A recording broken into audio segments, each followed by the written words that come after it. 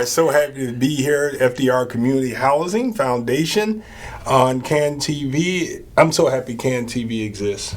Public access. Yes, CAN TV is a great service to the community. But what about all of the workers? They work so hard here. They do work hard. I look at all the knobs and buttons in that other room, and it's overwhelming. It's overwhelming. In order to work here, you got to be highly skilled because, I just don't know how they do it. So I want to thank Public Access and see how we could support them even more. So what we have today is a very, very good show because we have another youth. Yes. Who is our youth? About the youth. Talk to us. Tell us about ourselves. Oh, yes. What's his name? Caron Patterson. Caron Patterson. Thank you for being here. Introduce yourself. So my name is, like you said, Caron Patterson. I graduated from Morgan Park High School. Pretty. It's a pretty good school, but their reputation has been a little low lately. Well, you got some big applause in the studio about Morgan Park, so Yes. In the control room, you got some Morgan Park in there. Okay. But yeah, so I work at Grow Community, which is a mental health facility, and here we do basically we provide services. It's majority males who we provide services to. Is males who've either been like incarcerated, and the ages they vary. They're like as little as the clients we have are as little as like 5-6 years old, all the way up to their 60s. So it could be the males who've been incarcerated or teens who simply need to just be kept off the streets. So we provide services to a variety of males and even some females under some circumstances. What type of services? Which now, basically like therapy services, one-on-one counseling, relaxation, or like yoga exercises and things like that. How old are you? I'm only 19. 19? Yeah, I'm only and 19. you talking about therapy and yoga. yoga and relaxation Yes. and all that? That's pretty impressive. Meleika here and myself, we have dedicated our show to building up the community by talking to the youth, finding out what we need to be doing and to improve the youth lives. In your opinion, what should we be doing as adults, as the government? For me, that's a bit of a tough question because from experience myself, what I really experience with the youth is a lot of times they're in these situations where certain things that's bad are fun to them. Like for example, we have kids that are my age, they're all in the streets and everything like that, and you could say that it's a serious mental health issue for them. So, of course we would like them to come here, but a lot of times they think that, being in the streets and everything, having the fast money and all that, a lot of times they think that's, really fun. And so when you try to get them to get out of that, a lot of times you receive backlash, or you might receive something like that. And so one thing I always stress about what I think is important for the youth is the parents to be really on top of their children, because in my opinion, everything falls back to the parent. Like, I honestly believe that the way you raise your child can really help with the way a child becomes. Like for example, a lot of times we have parents who neglect their children, or even as far as abuse their children, or things like that. And so a lot of times that kid, or even they grow up without one or the other parent, and a lot of times that kid ends up becoming someone who's either addicted to drugs or is out on the streets 24/7 or something like that. But even then with the parents, it's tough to say, oh, well, it all goes back to the parents, because even sometimes the parents have problems themselves, and all of this stems from just generation upon generations of problems, And so that's why I said it's kind of a tough question, because it's really going to take a lot to be able to get the parents to like say, oh well, I need to do this, I need to be held accountable for certain things. You know, it's going to take a lot to do that, because how can you do that when a lot of the parents themselves need help too, you know? That's very So it's, impressive that you say that yeah. parents need help as well. Yeah, I wish they had a manual for I think we lost them. parents. Yeah. When parents, Yeah. have children, no one hands a book. Yeah. No one hands them a book. Like it's Yeah. tough. It's a very tough role. Yeah, he's pretty good. I got to tell you, people are lucky to have him serve them in the community at 19. Yes. Young people at your, yeah, young people like you saying we need to make sure that people that are struggling from poverty have access to mental health. Young people believe that the dangerous stuff is fun. That's been down in history. Everybody take risks with their lives. But it's very good that you recognize and that you're sending a message that your life is valuable. Right? Mhm. Yeah. How do you get them to see that making choices like that, it might be, the thrill of it might be fun in the moment, but it has its consequences? How do you get that message across to them? You're right. Well, Be ready. That's a very good question, because we don't have the answer to communicate with Right. the youth like you. You Right. are valuable. Tell us. Good question, Meleika. I should have thought of for that. starters, I do believe in experiences.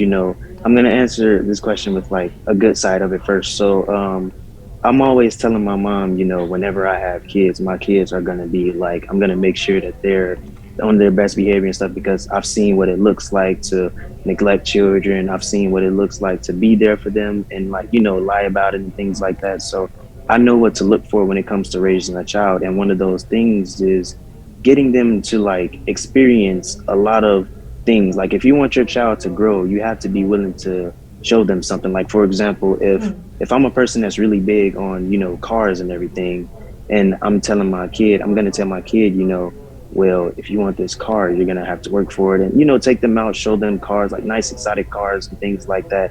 And so I'm bringing it up because on the flip side, I think something perfect to show the youth would be, like the statistics, the jails, everything, like all of that shows what can happen to you when you're in the streets. It is not good.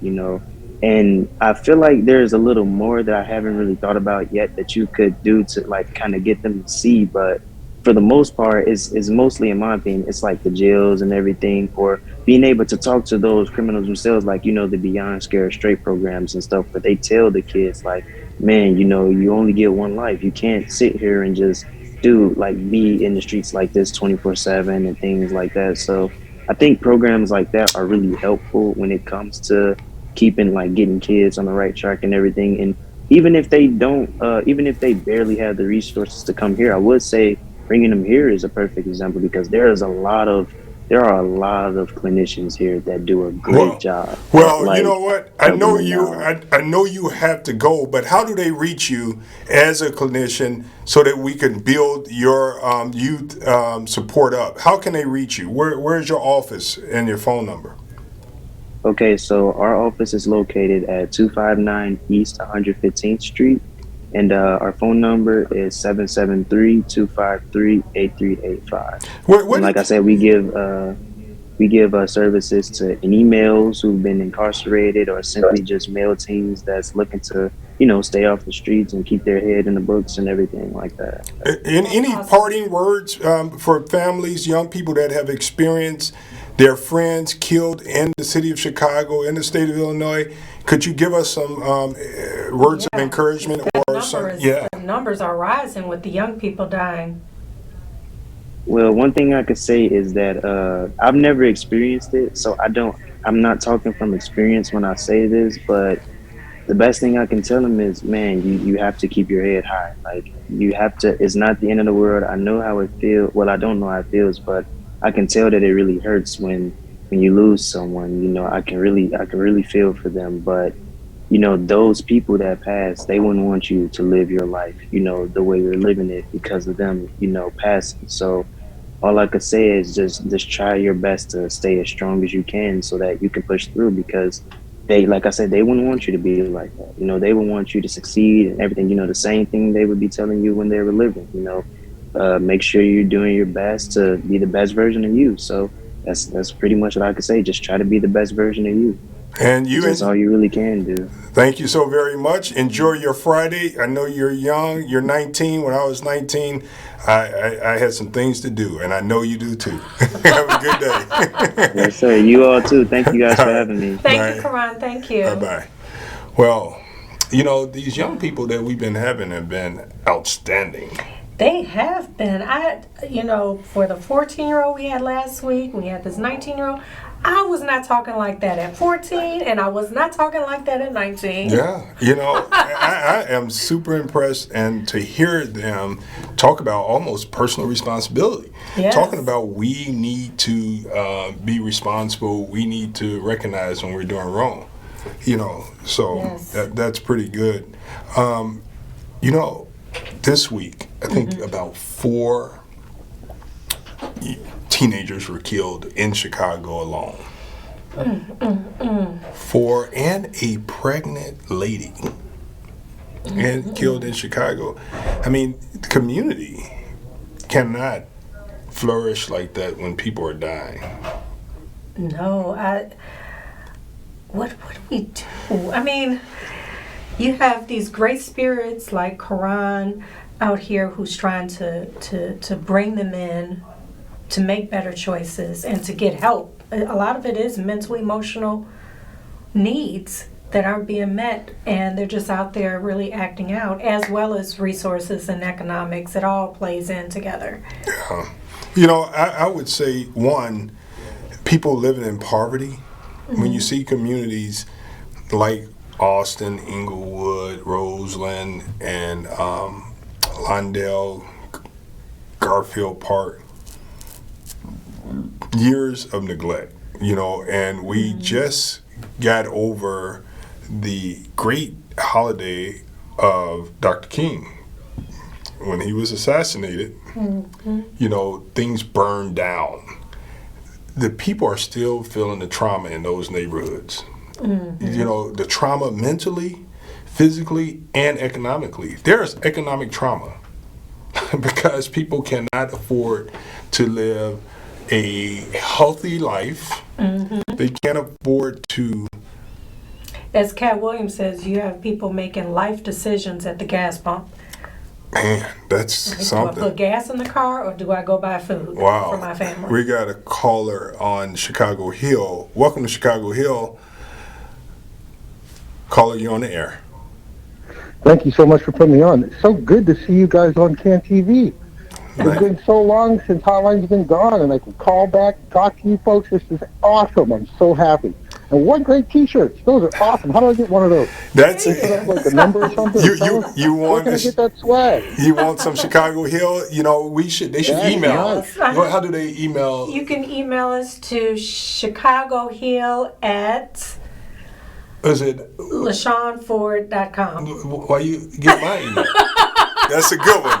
You can email us at Chicagohill at LaShawnFord.com. that. You got that, caller?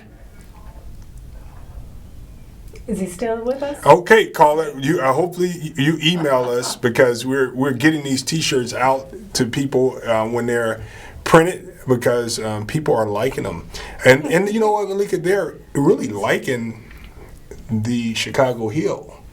It's a meaning behind it. Yes. This is not just. Right. There's a meaning There's a behind meaning Chicago behind it. Hill, and that's what we really want.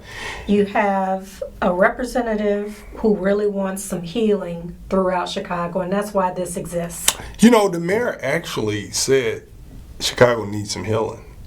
I got it. It was great. I thought that was Yeah. it was great. I thought it was funny though, because Yeah, I thought, But, yeah. you know, that's good when we can all agree. There's no way to get anything done if Right. we can't agree. So we know there's no doubt everyone should be able to agree that Chicago needs some healing. that's right. You know, and so my condolences go out to all of the families that lost people, you know, this week to senseless violence. The lady that was shot that's pregnant. And it was a hairstylist. She Harris been a going to get the hair hairstylist done. for Yeah, 20 she was going to get her years. hair done. You had the boy, the young man, the athlete, amazing. Yes, the football player. Yeah, and it sounds like a lot of these people were just wrong place, wrong time. Yeah, all of them it sounds like. And you know what? When we talk about Community Housing Foundation, the truth is when murders happen in these communities, property values go down.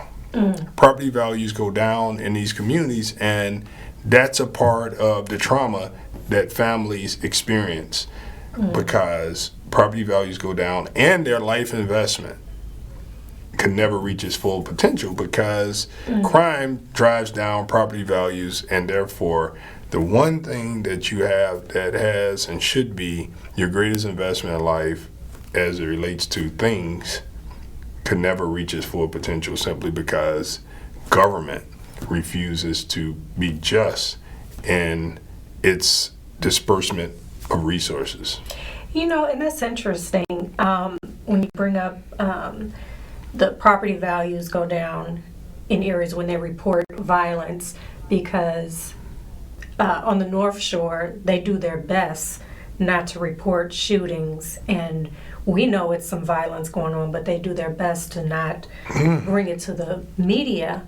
And people throughout Evanston have always said, well, it's because Northwestern's there, and the parents of the Northwestern students don't want, they don't need to hear that information, or, so I think that is very interesting, because we have quite a few unsolved murders on the North Shore. Well, I got something that I want to ask you your opinion. Okay. So, just recently, there was a man that said, and his name is Mitch McConnell. He said that, what did he say? He said, Mitch McConnell says the quiet part out loud. And he said, African American voters are voting in just as high a percentage as Americans. We're not American. What are you? Oh, where are you from? Don't be asking me where I'm from. I'm from America. I'm an American. So, where are you from? Are you American? Born in Centralia, Illinois, grew up on the south side of Chicago, the north side of Chicago, and Evanston. Let me tell you something. When you have This is my home. I ain't going nowhere. You ain't going nowhere. I ain't going nowhere. History classes, that politician is writing laws for this country. And he don't see us as American. He don't see us as American. Remember we had this conversation about the American flag? This is why some black people get squirmish at the sight of the American flag because of people like him. That's why I said fly that flag. Be proud because we are Americans. We are Americans. This is our home and we ain't going nowhere. So I think, you know what, I believe that he's the reason why kids are killing kids. You could go there. Tell me why you say that. Because so now you're blaming. All right. Well, a huge part. Yeah. He is part of the system, the systemic racism. Yeah. So when they used to talk about the white man put his foot on the black man's neck. It's real. It just looks different now. It just looks different now. But then every once in a while they slip. So McConnell slips and lets you know blacks are not American. Yeah, he actually would have fit right in during the time that the history books and the narrative of America was written. He is just like that. Yep. And this is exactly the problem. I think he should read, if he want to keep his job, he should read 1619, the 1619 Project. Because it's clear that the history books that he learned from didn't teach him true American history. No. He believes what he was taught. That's right. He was fed information about who we are, and now he has power and control in our system in America, and that's why you see a lot of poverty. You see mental health services not available. So it's like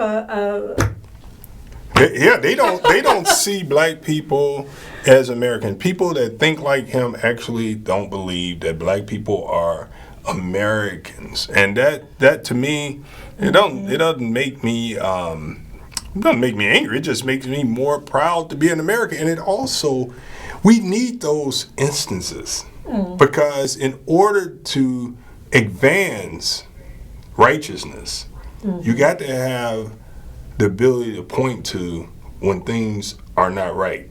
And so, a lot of times we have these examples in books, and people want to argue that ain't right. That ain't right.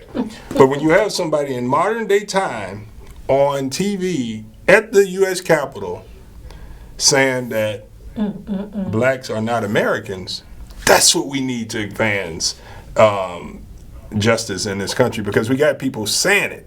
So I don't get offended. He slipped. He slipped. We need them to keep slipping. Because now all the stuff that we're talking about is exposed. The history lessons down in Springfield, as we continue to try to have accurate American history taught, had we had this example during the hearings, what would people have?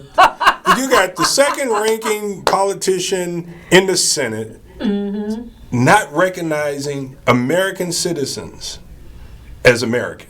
Exactly. That's not just that. That's his mental capacity. That's a mental illness. That's a mental illness. And that's actually the way he governs. And that's a problem.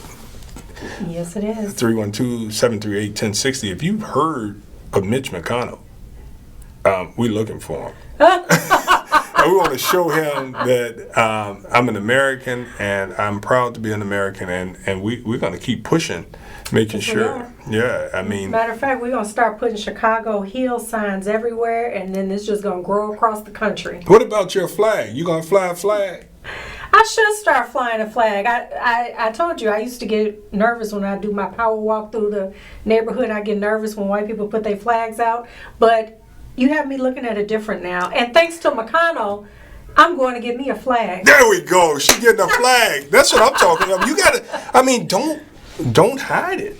Hide it. Be a proud American. I'm telling you, people will bully you out of your Americanness. My Americanness. So, I don't know. I just know that I'm proud to be an American. And so, each week we plan to have a young person on. Next week we should have another youth on that's going to help us listen better so that we can better make situations for them. To help, what we can do to contribute, help, it's important. They are our future, and if we're not feeding and nurturing and pouring into them, we're in trouble. And that's not that Evanston is trouble, but any updates on Evanston? That's not, when you said trouble, it's not that. Evanston is a beautiful community. It is. It's one of the best places I've ever lived, and I've lived in other states. Evanston is beautiful, but we do have our issues. Well, I could live in Evanston. Yeah, Evanston is a beautiful place. It absolutely is. I told Robin Gable we should do a district. We should, trade districts sometime. And I could move there and she can move here and we could swap. I would just love that. You know what I mean? But I love my Austin community. I love Oak Park, LaGrange Park, North Riverside, and Berwyn, and now Countryside. I have a fantastic district, but I do enjoy the diversity of Evanston. What's happening with the lottery? Oh, that's one of the things I don't like about Evanston right now, is that they turned reparations into a bingo lottery game, and it's an embarrassment. We're not happy about it, and there's a lot of details that people don't know about Evanston reparations, but people. But it's it's housing. Yes, it's about housing. They've dressed a housing program as reparations when it should just be a housing program. Simple as that. That is not our reparations, and we are very disappointed in it, but and it's smoke and mirrors. They're making it sound like all of these black people in Evanston are about to get a $25,000 check, but in actuality, the check goes to CPAH, CPAH housing, a housing program. They get the check and then they send it to a contractor or a mortgage lender. So the recipients, the black people, never actually get to hold their own money. Where did the money come from for the checks? Because I don't want you to hit me. I didn't call it reparations. So, it's a housing program. It's not reparations. It's coming from marijuana tax dollars, for which they told us we're not allowed to know what that amount is. oh, you got And we heard that the state of Illinois, it like doubled more than what they had $1 expected. billion, yeah. So we have no idea what's in the pot for reparations in Evanston off of the marijuana tax dollars, because they said it's illegal for us to know. Well, if you feel that you're an American, go to our Facebook page, Twitter account, and tell us that you're an American, and tell us why you love being an American. How do they reach us? Chicago Hill Twitter, we got Instagram, we got Facebook, we've got it all, and we got a podcast coming up. We got a podcast coming up, yes. In February. And so we're every Saturday we're on WVON, and on Sundays we're on WCPT. So you could catch us and help us in our quest to connect with people to help with the healing of Chicago and healing the state of Illinois. It's so critical for taxpayers. It's critical for humanity. And I'm excited about the work that Chicago Hill's been doing. Yes, and thank you to Caron TV. Yeah. All right. Well, I have wrapped up another episode of Chicago Hill on Chicago Access Network. Is that right? Chicago Access Network? Caron TV. All right. Yes. See you guys next week. Thank you.